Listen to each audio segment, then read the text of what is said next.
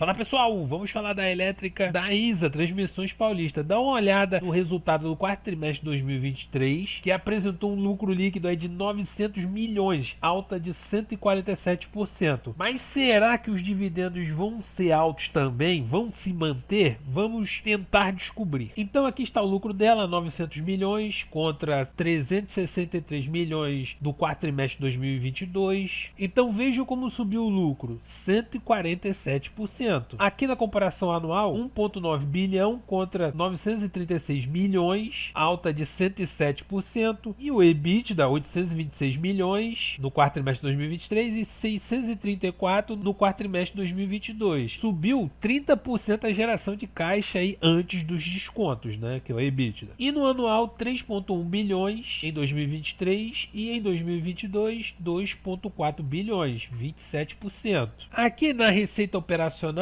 receita líquida, foi de 1,1 bilhão no trimestre contra 891 milhões no quarto trimestre de 2022. Cresceu 24% e no anual cresceu 22%. E esse resultado teve essas influências aqui. Reajuste do ciclo tarifário ocorrido em julho de 2023, que é para o ciclo 2023-2024, e atualização da RAP pelo IPCA do período, em 4%. Quem acompanha aqui já sabe o que é a RAP, né? Tem semanas que eu já venho falando disso aqui no canal, tem que saber. E também teve a energização de dois projetos, o Itaúnas e o Triângulo Mineiro, entrarem 100% em operação. E início das operações de 65 projetos de reforços e melhorias nos últimos 12 meses.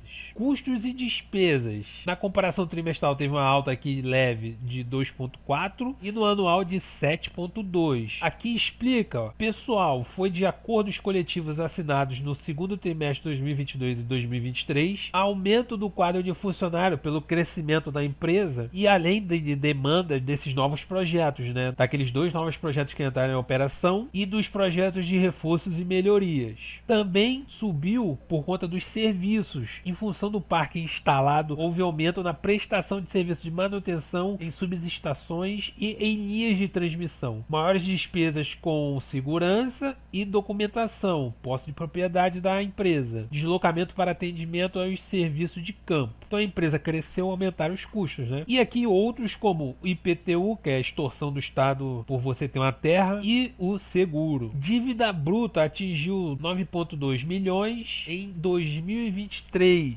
um aumento de 1,2 milhões, 15% em relação a 2022. Esse aumento se deve principalmente às novas captações para recompor o caixa e fazer frente aos investimentos. Aí aqui tá os empréstimos, né? 13ª emissão de debêntures, 550 milhões, empréstimo com o BNDES, 105 milhões, 14ª emissão de debêntures, 1,9 milhões, e essas captações alongaram o perfil da dívida e reduziram seu custo médio nominal para 11% no quarto trimestre de 2023. E aqui tem um gráfico com essas dívidas. E esse é um ponto que precisamos desenvolver mais, mas antes, investimentos em projetos. Quero mostrar aqui, tem dois projetos em obras. Aqui já está tudo orçado, fechado, dentro das dívidas atuais, etc, né? Aí temos aqui dois projetos que estão esperando a licença para entrar em obras. Acho que a grana aqui também já está tudo certo, já está tudo acertado. Mas aqui temos três projetos que, como diz a administração aqui, encerramos o ano 2023 com 3 novas concessões arrematadas em leilões da ANEEL. Lote 1, Serra Dourada, lote 7, Itatiaia e lote 9, Água Vermelha, com investimento total previsto de 5,6 bilhões nesses empreendimentos. Já falamos mais sobre isso. Proventos. No estatuto da companhia diz que a distribuição de dividendos é no mínimo de 25% do lucro líquido do exercício, do ano de exercício. Mas, na prática, a ISA adota a distribuição de proventos de no mínimo 75% do lucro líquido. Resumindo, ela tem que pagar pagar 25% obrigatório, mas escolheu pagar mais do que isso e está pagando por volta de 75% por opção da administração da empresa. Como vemos aqui no histórico de dividendos e proventos, desde 2019 ela vem pagando altos dividendos e normalmente bem próximo ali do lucro, ficando aqui em 80% e 70%. Esses dois aqui foram acima. Não é constante, não é regular, mas aconteceu aqui e eu agora não sei o motivo para dizer para vocês. Então, pessoal, tem uma possibilidade de em algum momento ela reduzir esses payouts. Não sei se para no mínimo obrigatório aí que é o 25% ou sei lá para 40%, 50%, não sei. Para fazer caixa para pagar as dívidas ou para ajudar nesses novos projetos aí que vem pela frente. Eu tentei encontrar aqui notícia do CEO já afirmando algo sobre isso, se vai reduzir ou não, eu não achei. Mas pessoal, essa dívida da ISA, que como vemos aqui, ó, dívida bruta dela 9 bilhões, não está muito fora do padrão do setor elétrico, tá? O valor de mercado dela é de 18 bilhões. O patrimônio líquido dela, 18 bilhões. O que eu quero dizer com isso? Ela, com patrimônio, pagar as dívidas e ainda sobra dinheiro. Eu considero o mais importante é entender o ciclo das elétricas, que como vemos aqui, que começa com a captação, as dívidas. Como vimos antes, a ISA faz essa captação em debêntures e pelo BNDES. Aí com o dinheiro, ela vai ao leilão para dar lance nas concessões, ganha a concessão, paga todas as extorsões do Estado aí do leilão, licença ambiental e etc. Vai para o próximo passo, que são as obras, a construção física em si. Conforme as obras vão sendo finalizadas, vai entrando em operação e quando chega no 100% de operação, rende muito caixa e o custo de manutenção é barato dentro aí dessas proporções numéricas aí do setor. Maurício, eu entendi o ciclo, mas e daí? Normalmente a elétrica, antes das concessões, é tipo um aluguel, né? Antes dessas concessões acabarem, a empresa precisa estar com as dívidas bem equilibradas para repetir esse ciclo novamente. Nesse meio tempo, antes da concessão vencer, como entra muito dinheiro e o custo de manutenção é relativamente baixo, normalmente a elétrica, quando sai desse período de investimentos e do pagamento de dívidas, faz muito caixa e paga altos dividendos. Ou então também ela paga quase tudo de dividendos e faz muito pouco caixa, porque aí ela entra de novo no ciclo da dívida. No momento a ISA não está tão alavancada assim, não é coisa de outro mundo. Ela pode conseguir equilibrar o pagamento das dívidas e ainda assim pagar bons dividendos também. Mas o mercado acredita que esses 75% estão altos e não vão se manter. Os dividendos devem cair para equalizar as